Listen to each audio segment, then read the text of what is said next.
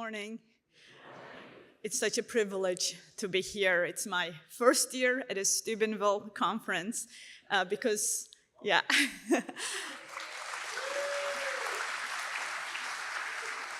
30 years ago, when the conferences started, I was turning atheist a few thousand miles east of here.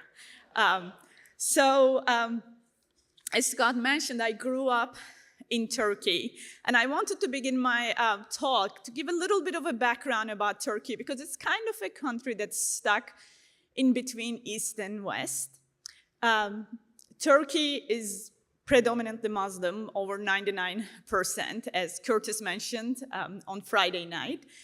And yet at the same time, if you visited Turkey, there's a lot of Western elements. It's not like the other Muslim countries, because after the First World War, when the Ottoman Empire collapsed, the founder of modern Turkey wanted to westernize the country, because he thought that the empire collapsed because the country didn't keep up with the Western technology and innovation. I don't think he was Muslim himself, but he also understood that for the Turkish national identity to stay strong, there needed to be a religious element, right? So what happened is that he imposed all these Western ideals of laicism, which is like the French secularism, where the state oversees the religion. And he forced people to wear the Western garb. Nobody was allowed to cover their heads or wear the Ottoman male headgear, fez. And then we used to use the Arabic alphabet. Turkish is a language on its own, but we just use the Arabic script to write. So he changed that to the Latin script. So Turkish alphabet is like similar to the English one, with a few extra funny-looking letters with dots and stuff. So there was this like outwardly change within the country's appearance, but at the same time, of course, Turks have been Muslims for a long, long time. And of course, that stayed as the major part of the country. So as growing up, this meant that for me, we went to a school, and everybody wears uniforms there. In the winter, we went to the school and learned about all these Western ideals of, equality of women and men, and secularism again, and read about Western history with, kind of a favoring of course, the Ottoman history. So, and then in the summers, we all wore our, headscarves as girls, and long sleeves, long skirts, and went to the local mosque to learn how to read the Quran in Arabic, right? So it was kind of this being stuck in between two worlds.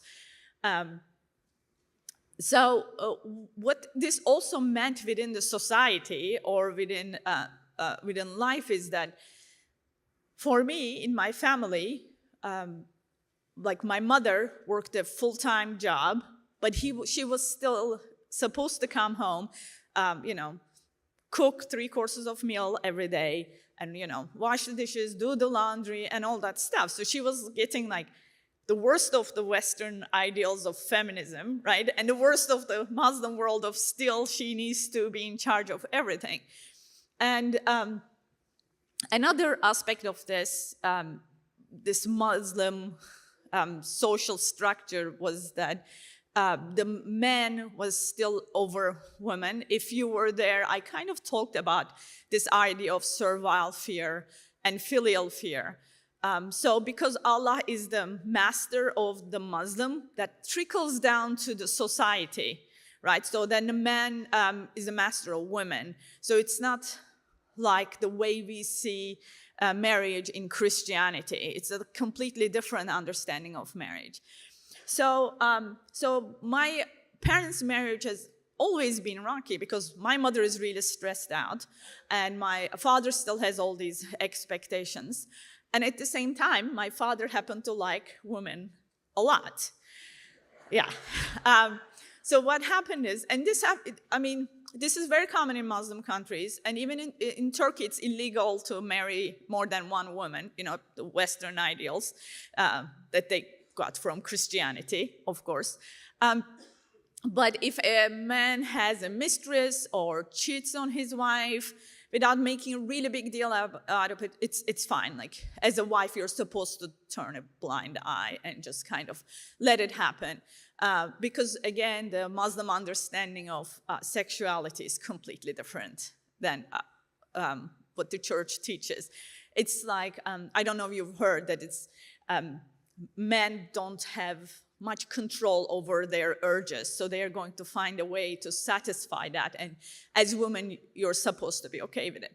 And so my mother was, for a long time. She was completely okay with it. And of course, I'm growing up in this turmoil, but I don't know anything else, right? This is all I know. All I am taught is Islam, and so I go to the mosque. I memorized all the Arabic prayers, and I learned how to read the Quran in Arabic. And I'm very, studious by nature. So I just wanted to learn more and more about this religion that's really important. My parents were never observant. My mom used to and still does fast during Ramadan, but that was too much for my father. So he just didn't observe any, but he's still Muslim, right? Like nominal Muslim. They're just, religion is a very, very important part of your identity, regardless of how much you practice. So I'm growing up in this, never once ever questioning it.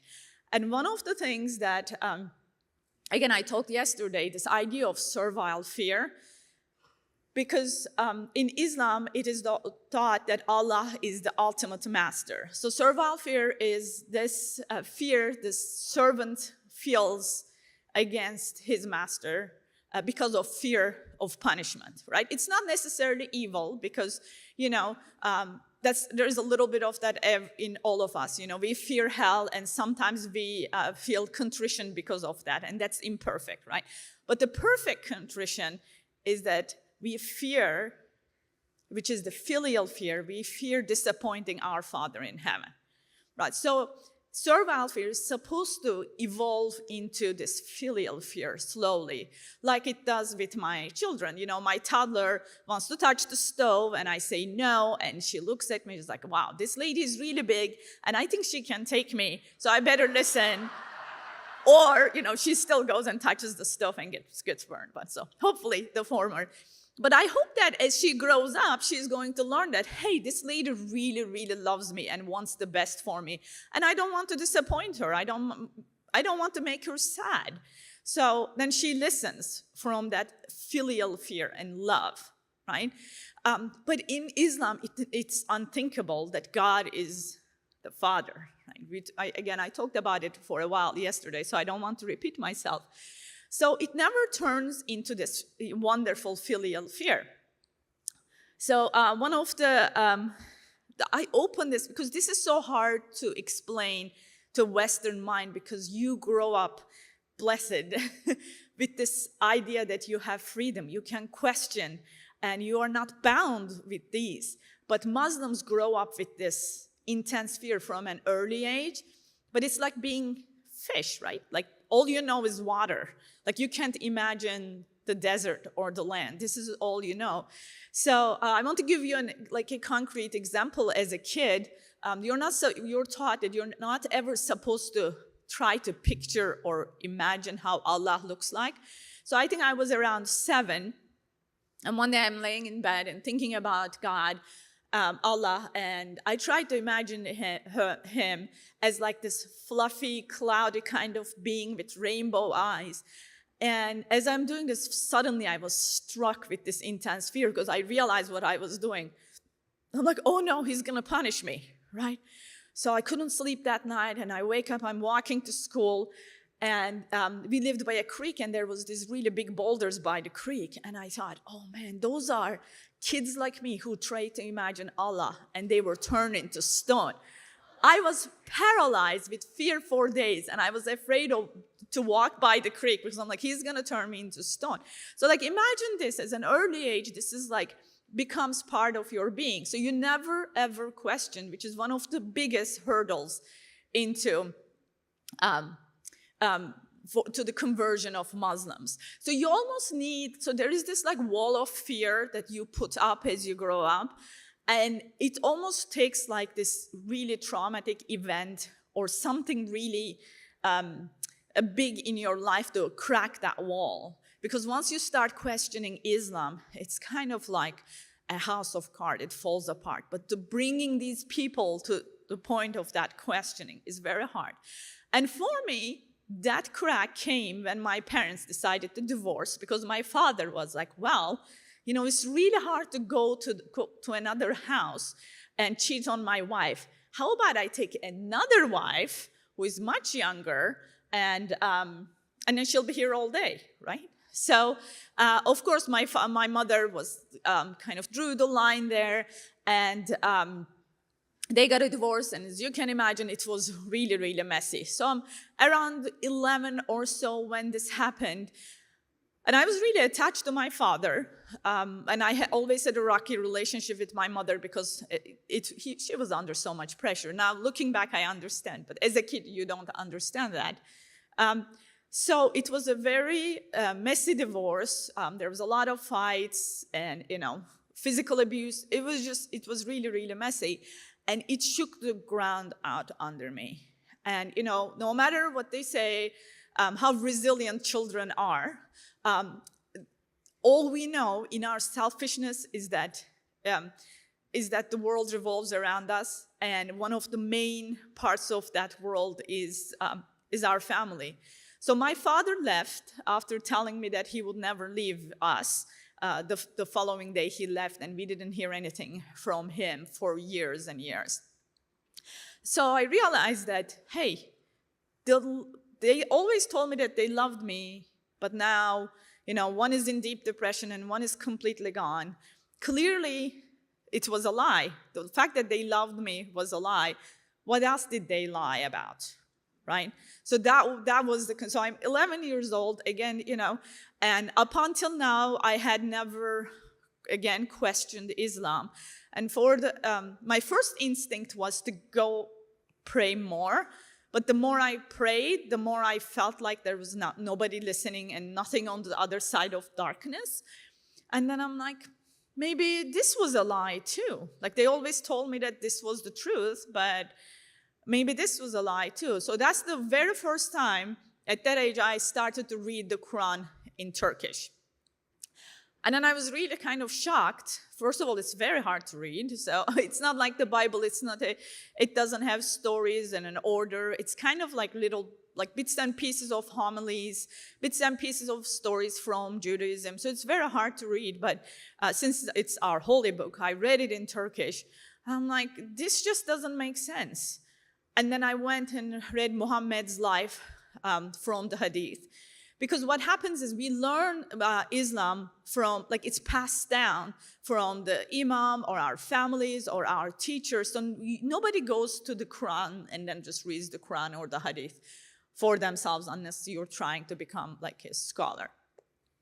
So I read it and I realized this guy, Muhammad, is not somebody that I'd like to follow. Like, because first of all, I don't have the, you know, physical properties to follow him properly. Because you look at his life, he just, you know, he was lustful, he loved women, the way he treated his son-in-law, and, you know, just, it was appalling the way women were treated in Islam. And then we were always taught that Muslims always waged war of defense. So they never attacked anybody, so, right? We were always on the right. And I'm reading this, I'm like, this just doesn't look like it. I'm sure these people were just sitting there minding their own business, and when Muhammad and his armies came and conquered him. So like I see this like really violent man who is power hungry and lustful.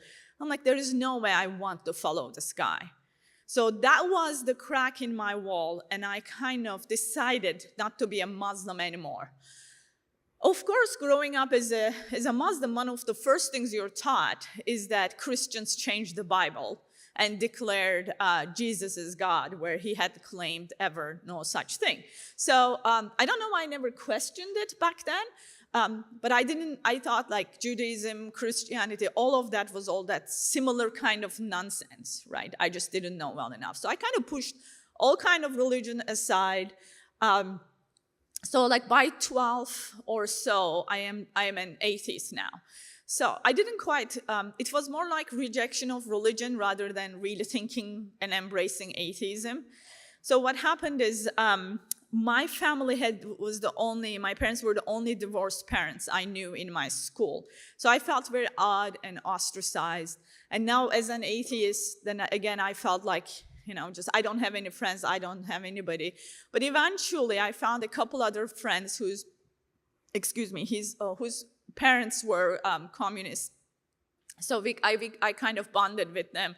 So, we had this like little weird ragtag group that got drunk on Saturdays at age 12 and then played chess and read Russian classics. Like it was just like this really weird combination, just geek and drunkenness. We were just very confused, So I started to read a lot more about, kind of science became my God. We were reading all the classics and trying to understand. But weirdly, I think I was 13 when Lord of the Rings was translated into Turkish. And we just, that was one of the things we read, So the Lord still kind of, puts little bits of graces as you travel. So anyway, throughout middle school and high school, I completely lost any moral compass whatsoever I had. So I drank a lot, and I'm glad that I grew up in Turkey and not in America. I think I would be a drug addict by the time I finished high school. So I drank a lot, and then, we read a lot. Again, played chess, had geeky conversations and all that. And I had this little ragtag group, but I was also leading a very, very sinful and destructive life, even though no drugs. It was still very destructive. So all I wanted to do was to get out of this little town I lived. And I did. I went to college, but in Turkey, it's very community and family oriented. So when you go to college, your parents support you throughout college. So it's like high school, basically, but in a different town. But of course, my family was so broken, so messed up that I didn't have anybody. So I had to work, and I was the only one that worked in my class. But I'm like, how do you find work that accommodates, full-time study? So one day I'm waiting at the bus stop, and I'm thinking, okay, like how am I gonna find a job? And I saw this little flyer on the bus stop. It says, an American lady is looking for a college student who speaks English to teach her Turkish. So my English wasn't this good, but I had started to learn when I was 12, so I spoke well enough. But I looked at the flyer, I was like, with my luck, she's already found somebody. So I went about my day and got home at night. So it's around like 10 o'clock, and I'm, in my pajamas and slippers sitting, and like I hear this voice. He says like, go get the number, go get the number. And I'm like, oh. Like it's 10, but it's just this nagging in my head won't stop, which I didn't know who he was back then, but we all know who he is now. So I'm like, fine. So I just like shuffle to the bus stop in my slippers, write the number down. And it's like a big no-no to call anybody after 9 in Turkey, but the voice won't stop. So like I called this lady, and she hadn't found anybody. She's like, why don't you come and we'll have an interview. So I show up there at the following day. So she opens the door. First of all, she's not blonde, which I'm like, what kind of American is not blonde? And are you saying the Hollywood movies have been lying to me? And I'm like, where is the miniskirt and the cleavage lady? So she opens, she's like modestly dressed and, smile on her head. She opens, and there is this, this should tell something. I changed all the names to protect, their lives back there. But she's named Therese in my book. So Therese opens the door, and right across, like this is the main door, there's a Bible verse cross-stitched on her wall in a Muslim country. So like this lady clearly isn't afraid, and it's from the book of Acts. It says there's no salvation under heaven except by his name. I'm like, oh, great, she's Christian. I don't even know how I was, I'm like, okay. So we go in, we have a chat, and so she hires me. And so we start talking. And by this time, I want you to remember that I am 19 years old and know everything.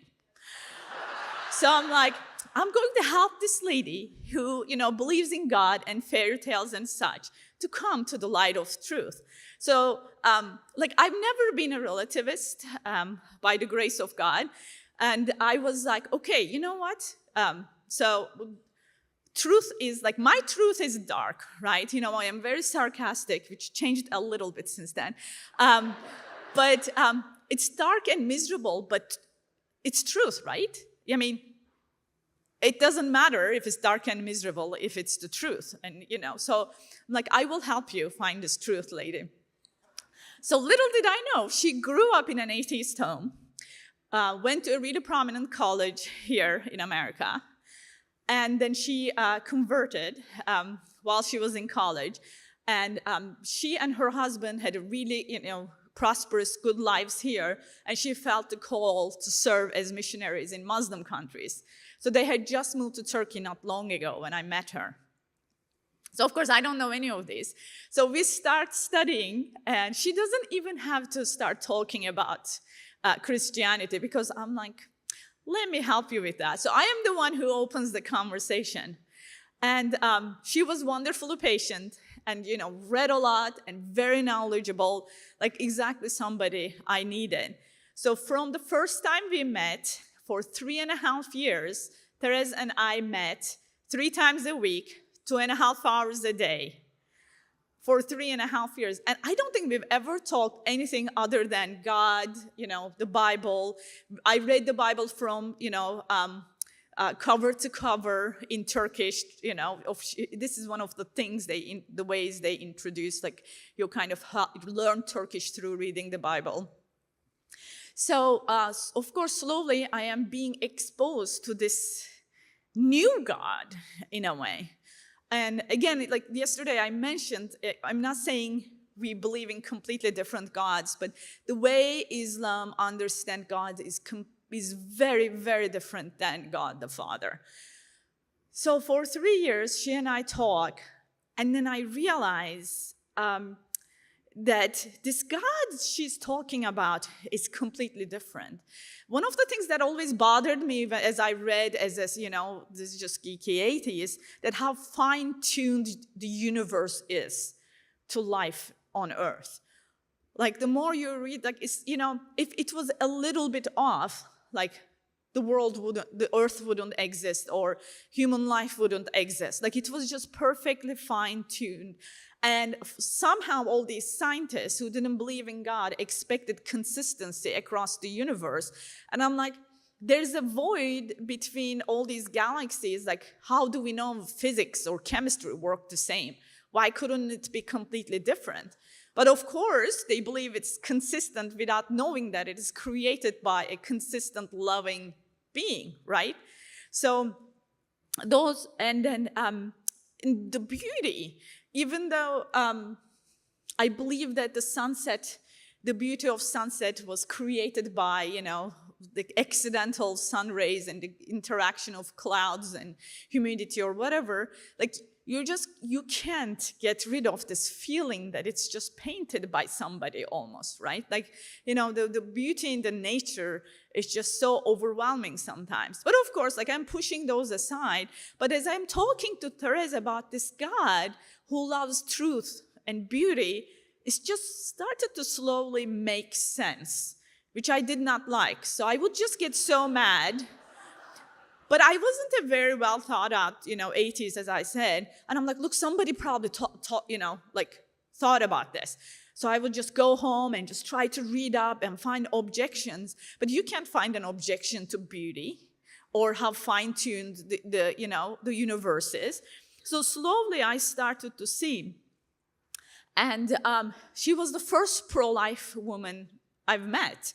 And again, like I share about my own experiences, during the dark years of high school and college, that like I had never met anybody pro-life, because Islam isn't necessarily pro-life. Like in Turkey, abortion is allowed to a certain, I think it's till 10 weeks. They say life begins when the quickening happens. Like that's when Allah infuses the body with soul. So she was the first pro-life I met, but she also has made sense, because like the more I read about, anatomy and science, you realize like the heart starts beating so early. Why can't he be a person? So all of these things that she talked about started to really make sense. And she was very, it just was almost like her belief in God was very like holistic and consistent. And I realized that God could exist, which is a big deal, right? Again, Curtis talked about Pascal's wager. I mean, if God exists and you don't believe in him, you're in big trouble. And if God exists, then I'm missing a really, really big truth. And if God exists, there's an eternal life, and my life on this earth is like a blip, right? Like nothing else matters really if God exists.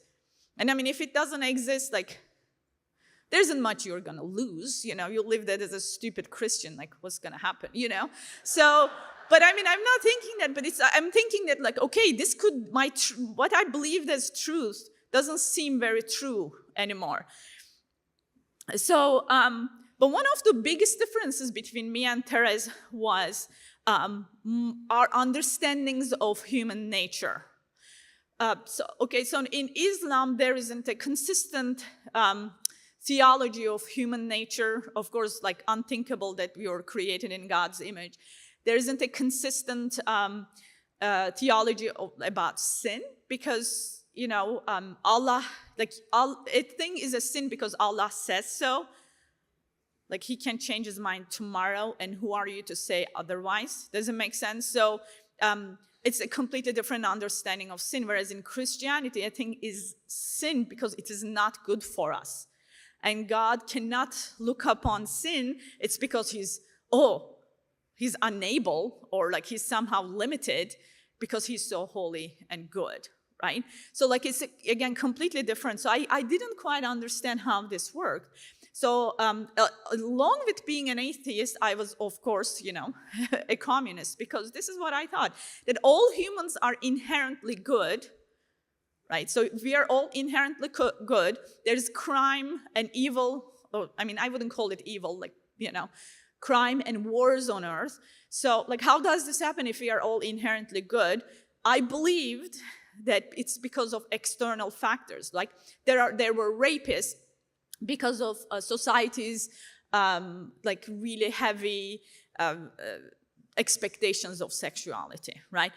People committed murder because they were in poverty, they grew up bad, whatever, right? It was never the person's fault, it was always an external factor.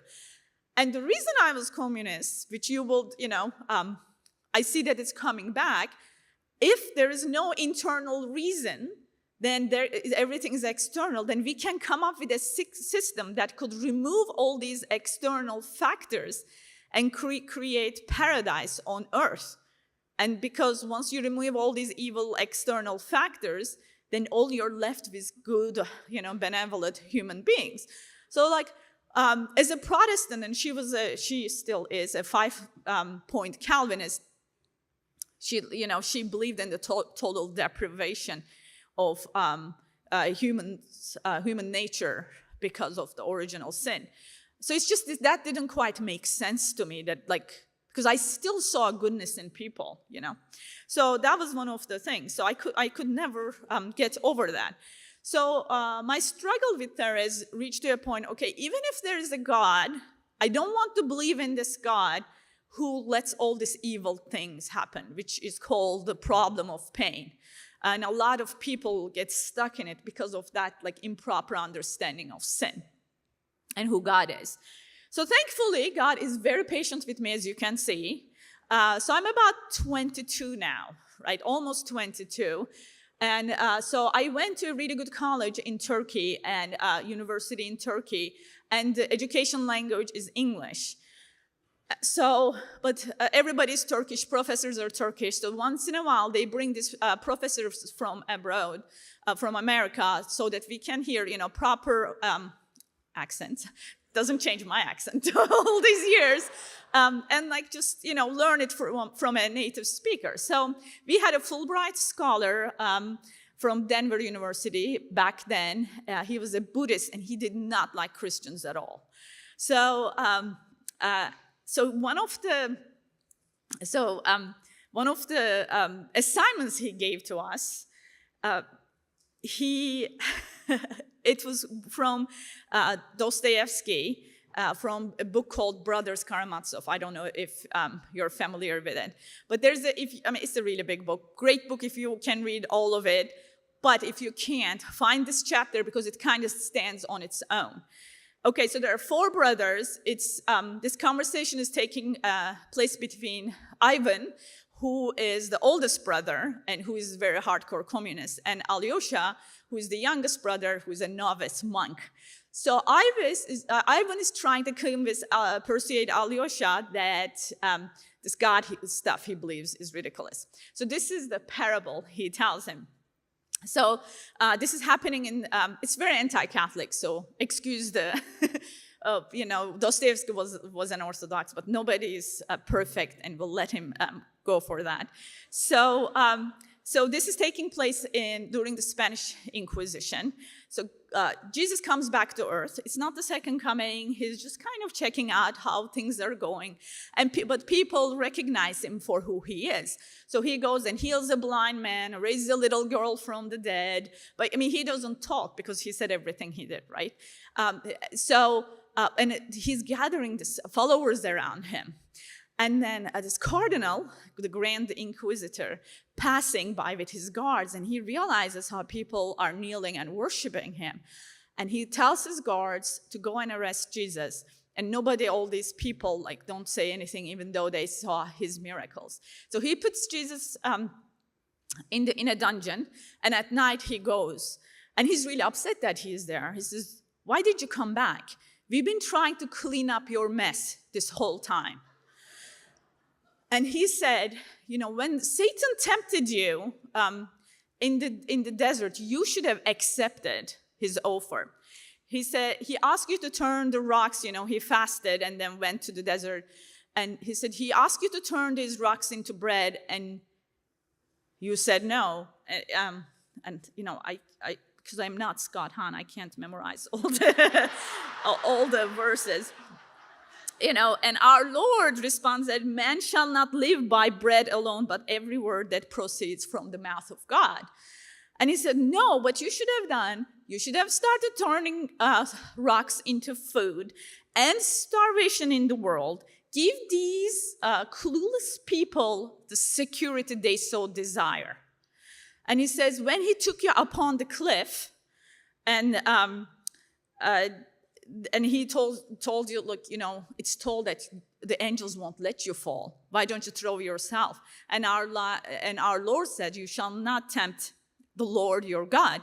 No. What you should have done is just show these amazing signs and miracles instead of shrouding yourself in subtlety and mystery and give them freedom to chase you, right?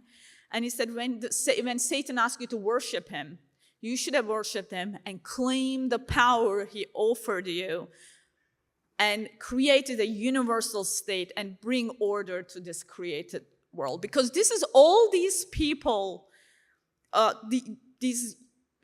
your people crave. They crave security and order. All you wanted to give them was freedom.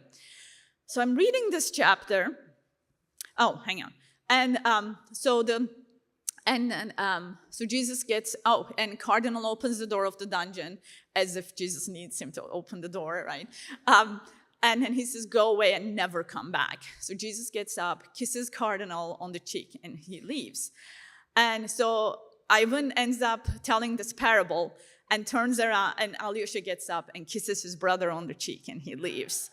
So, it's beautiful. It's beautiful. So it's the middle of the night. it was like this old English translation from Russian, right? And I drank too much coffee. I had a big dictionary. So I'm like sleepless, but I'm thinking in the middle of the night, for the first time, I saw what sin is, right? Because up until now, I'm thinking, like, I'm blaming everybody else. Like, everybody is a victim, right? It's always somebody else's fault, especially, in my own life. And I felt like when I read the Grand Inquisitor, it just showed me a mirror into my own soul. And I saw how my own sins, the stuff I did, affected so many people, right? No man is an island. And the sins of my father completely changed my life. And I hurt so many people myself because of, it's just, there is this rippling effect of sin. And I realized there's poverty in the world because we sin, because some people take more than others, right? We are not willing to share. There are rapists because they're broken on the inside. It's not because, they weren't satisfied sexually. So I understood that it wasn't God who was evil, it was me. And that was the last intellectual stop for me as far as. So of course, like, most of the stuff is solved here, but it's a long run, they say, between the head and the heart. So that summer, Therese came back to America for like a sabbatical because, missionaries need breaks from these crazy Turks. And I'm like, oh no, now I don't have money. What happens? And the Lord is like, fine. So he gives me another family, but this time I am teaching two little kids. I think they were 3 and 6. And now when I'm teaching this, I'm really running out of time. I do talk to I got kicked out of the chapel yesterday, if you were there. It was not pretty. So I started to teach these two kids, and they are also missionaries in Turkey. But this is really the first time I was really immersed in the life of a Christian family, which is something I had never witnessed, and it's something I have never seen. And this is one of the biggest witnesses as Christians, the faithfulness of Catholics and the joy and love in our life. Like, there is nothing else, no argument, no discussion can replace this. This is amazing. It's such a silent and beautiful witness. So I go to this house, and the kids aren't afraid of their parents. I lied a lot to get out of trouble when I was a little kid. Again, because there isn't an understanding of your, that filial fear. And these kids just love their parents, and they didn't lie. And the parents disciplined so lovingly, so caringly. And the husband served the wife served the husband. It's just beautiful harmony. I'm thinking, are they faking this? I'm thinking, I leave, and it's like a, regular crazy Turkish family, right? And I'm like, what is this? But I don't want to leave the house. A few times, actually, she had to tell me to leave because it's midnight. I'm not kidding, because I'm like, I want to be in this. I want to be part of this, right? So now I am realizing that everything I've been reading and learning for years goes into this, turns into this. It's not all this old intellectual exercise, but it completely transforms your life, your family, your society. That's why we owe, everybody we know to tell them the Christ. We have to share it so their lives can be transformed, right? So it was such a, this love and joy in their life was palpable. And I had never seen anything like this. And I didn't want to leave that, and I wanted it. So that was the big road. But now I'm thinking, okay, so this is my junior year in college now. I'm thinking I'm about to graduate, get a really good job in the government, finally have money because I've always been poor. I can't do that. I have an atheist boyfriend, so that's going to be a great conversation if I became a Christian. My friends and I, everybody I know is atheist and, really smart people, and we sit around at the bar, make fun of people who believe in God. That's, again, going to be a very awkward conversation, So, I couldn't give up all these earthly stuff, right? So I'm like, for weeks, I'm like, okay, how am I gonna do this? I'm like, I don't wanna do it. I can't. So I'm like at this crossroads, and I couldn't cross that final, like just like standing there kind of paralyzed. Thankfully, the Lord is patient again. One day, one morning, I'm going to my class, and I'm very awake. Again, look, I'm still kind of, basically atheist, so I don't believe in dreams and all that stuff. But I'm awake, so because the Lord knows. And I had this vision, and it was very quick. So I see this like glorious mountains, and there's a meadow in front of it, and there's this little girl in white sitting down on the ground in the grass and playing with these little toys in her lap. While she's playing, there are two hands coming down from the sky like this. And these hands are so big, like the owner of these hands are so big, you can only see the hands. And they're like trying to give this present to this little girl. And this present, you realize, it's not like an earthly present, right? It's like glowing, and you realize that it's bigger than something this girl could ever imagine, right? It's just this amazing gift. And she doesn't even see that this gift is being handed to her, right? So she's still playing. And finally, she looks up and sees the gift, and she says, "Oh, no, thank you. I have these little things to play." I'm like, are you stupid? How could you possibly compare your toys that are, like, I can't even see it in my vision, like they're so tiny, with that gift that you will be opening for eternity? And then I realized, I'm like, oh, that's me. I'm like, yeah, the Lord wasn't being subtle that day. I think he had like, okay, we're done with this, So the following day, I go to this wonderful family, and she was doing the dishes. The wife was doing the dishes, and I told her, it's like, I think it's time. I think this is a good day to become a Christian. And they're evangelical Christians. You should drop the plates. And we prayed the prayer, and we cried, and all that stuff. And that was my conversion in this, in this like 3.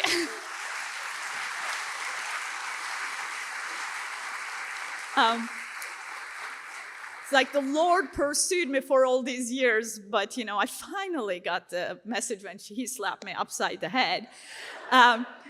So I converted, there was a Bible study, and I was so afraid that I was going to be the only weird Turkish Christian. But no, I started meeting other converts from Islam and Bible study and all that. But as I'm reading this, like, there are a few things that didn't quite make sense about what the Protestants believe. So I talk about this in depth, and I'm sure you've heard all this stuff, so I'm not going to. But there were 4 things that really confused me. So sola scriptura, right? Bible alone.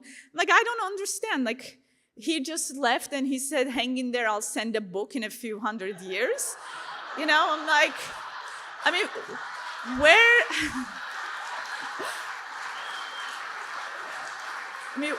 where did the Bible come from, right? Like, I mean, because like Quran is believed that Saint Gabriel dictated to Muhammad, which is crazy enough, but I'm thinking I don't understand where this came. So I'm like, I pushed it aside. Sola fide, faith only, didn't make sense. Like, as soon as we said the prayer, we didn't have free will anymore, right? So that didn't make sense. I'm reading and trying to make sense. It's not working. And lack of a magisterium was a big deal for me, because I'm reading the Bible, Jesus leaves, and guess what? St. Paul and St. Peter are already fighting. I'm like, the man just left. Can you have peace? Just a little bit, just for 1 year. And I'm like, how could a God who loved us so much, so that he became one of us, would just leave us without anything? Like, I mean, he knows us so well. It just didn't make sense as he wouldn't leave us with somebody in charge, because he knows us so well, right? So, and I met all these Protestants, and they disagree on everything, right? Like, I mean, are we reading the same book? Why are we all disagreeing on these, like, really important stuff? Like, it's not, minute details. Like, Protestants read the same Bible. They disagree on abortion or salvation issues. Like, these are really important stuff, So that didn't make sense. And the 4th one was, I was, long time atheist, so I really believed in evolution. And all the Protestants I knew were creationists. And I'm like, are you saying he couldn't have used evolution? Right? That like didn't make sense again. That wasn't as big of a deal, but it just didn't quite fit what they were saying. So, but I'm like, I'm just gonna push all this stuff aside. Clearly, I don't know enough. So I started to, read more, started to serve in the church. And one of the ministries I helped with, that me and a few other friends of mine, we ran this camp for Turkish Christian teenagers. So it was the only camp of its kind in the country. And we had it like behind the walls of Ephesus. It was just beautiful, beautiful. And one of the people I met there was a missionary kid who grew up, who is an American, but grew up in Turkey. His parents were missionary. And he went to college here at Notre Dame. And we had the same major, and he's just a wonderful, wonderful, really fun person to be around. Had great connection with teenagers, so we worked a lot. And we became good friends over the years. So when he finished Notre Dame, he came back to Istanbul to work there as a journalist. And I was in Ankara, and I was getting my master's, because remember, now as a Christian, I could never get a government job in Turkey. But I figured, what, if I go get my PhD, I can work at a private college. And if you keep your head down, don't make too much noise, they kind of let you be. So you kind of learn to function within the system, right? So, and I have a very agnostic roommate, and we are going to a conference in Istanbul. You know what? I'm going to go get Anthony. Again, I changed his name and here in the Bible, because he's a priest now, and he serves in Muslim countries. In my book, not the Bible. So I go to Istanbul, and I'm like, okay, I'm gonna meet with Anthony, and I'm gonna bring my roommate, who's with whom I've been sharing the faith, and between Anthony and I, we'll get her. Right? So I go there, so we're having lunch, and Anthony says, okay, Daddy, I'm gonna tell you something, but don't be mad. And I'm like, what could it be, right? Like, what could it be? And he's like, I become Catholic. And I'm like, no, you didn't. How could you? So I'm surrounded by Calvinists, like Southern Baptists, like the thought of Catholics is just like, makes them want to rip their clothes and put ashes on their head. And also, like in Turkey, like you watch all these old Turkish movies, and all the bad guys are Catholic, and they're wearing big tabard with a cross, and they're like liars, cheaters, they tempt women. And there's one virtuous Turkish hero, and eventually the lewd Christian lady falls in love with him and becomes Muslim, and they live happily ever after while all the evil Catholic soldiers are dead, right? So I'm like it's just kind of, you grow up with it, it's just like becomes your subconscious almost, like you just don't like Catholics. And the Ottoman Empire sided with the Protestant princes during the Reformations, So anyway, I'm like, the Catholic Church is the, whore of Babylon. I don't even know who that is, but I know it's the Catholic Church. And the Pope is the Antichrist. Like I have all this stuff, but I know nothing about Catholicism. So here, Anthony, during this lunch, we were gonna convert my roommate. Anthony and I are basically fighting. And he's just bless his heart. He's such a gentle, wonderful, patient soul, unlike myself. And of course, my roommate is thinking, oh, look, the Christians are fighting again. I should have brought popcorn, So needless to say, my friend stays, agnostic to this day. So I go back to my dorm room, and, because, I figured everything out, so I'm I think I'm around, 25 now. Clearly, I didn't know everything by 19, but surely by 25, I know everything. So I go to the library. The internet wasn't, such a big deal. I'm just that old. So I go back to the library, and I'm looking through, books on Catholic theology. So there's one book in the whole library, which is a really good library, Turkish standards. It's written by this guy called Joseph Cardinal Ratzinger. it's called like Introduction to Catholic Theology. It's like this book. It's published by Ignatius Press, right? I don't think the Ignatius Press pays me enough for all this stuff. So I pick it up and like, oh, sit down. I'm going to like refute this guy. The arrogance. So I open it. I don't even understand the introduction of this introduction book, right? And I'm like, and I close it, put it back. I mean, I didn't know he was the Pope. Like, I'm just like that clueless. So I go back to my room. There's a package waiting for me, and it's from Anthony. He sent me a book, and he said, so that you know that I'm not completely insane. So it's like this tiny volume called By What Authority, written by a former evangelical who became Catholic, and he looks at all the main teachings of the Catholic Church, and guess what? Ties them to the scriptures as if Catholics have anything to do with the Bible. So like, I mean, it just made so much sense. And guess what? You remember all that stuff? Sola Scriptura, Sola Fide, Magisterium. Guess what? The Catholic Church has an answer for it, right? So I'm like, oh no, this can't be. I was like, oh no. So Ankara is like a city of 5 million. There are 2 Catholic churches. One is on Vatican Embassy, Mass is in English, and one is on the grounds of French Embassy, and they have Mass in Turkish. But it's Turkey, so you can't just walk into the Catholic Church, it's not open.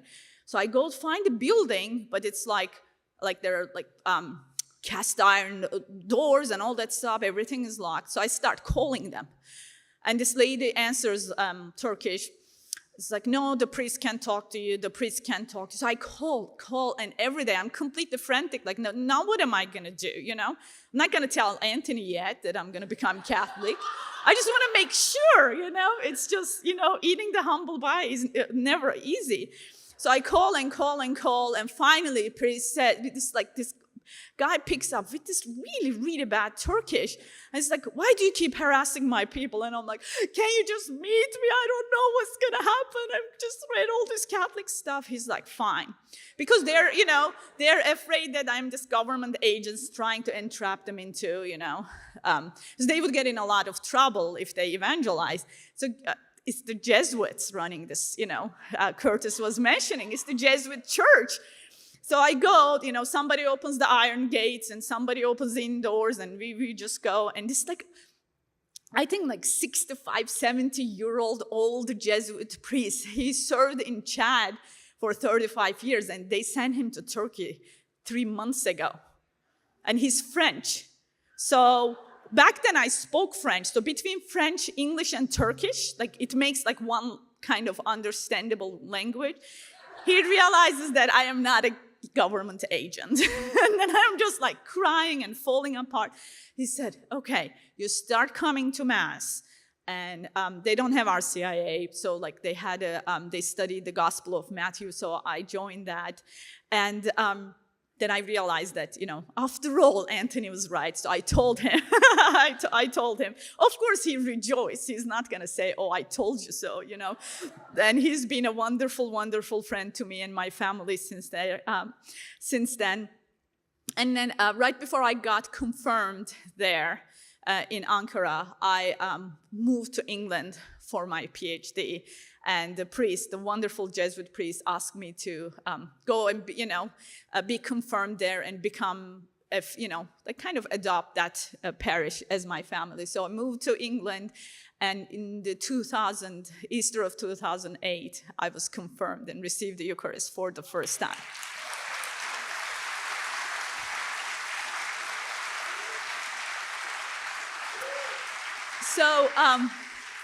So when I was on journey home a few years ago, and they asked me, what do you want your byline to be? Former Islam, former Muslim, former atheist. I'm just put them all. I've been wrong many, many times, right? But by the grace of God, I got there. And, 30 years for its, 30th conference year, the Lord brought me here. And I am so joyful. I'm so joyful after all these years for his patience and for everything he has given to us. And I am so very grateful. I implore you to always remember the joy of your salvation. Thank you.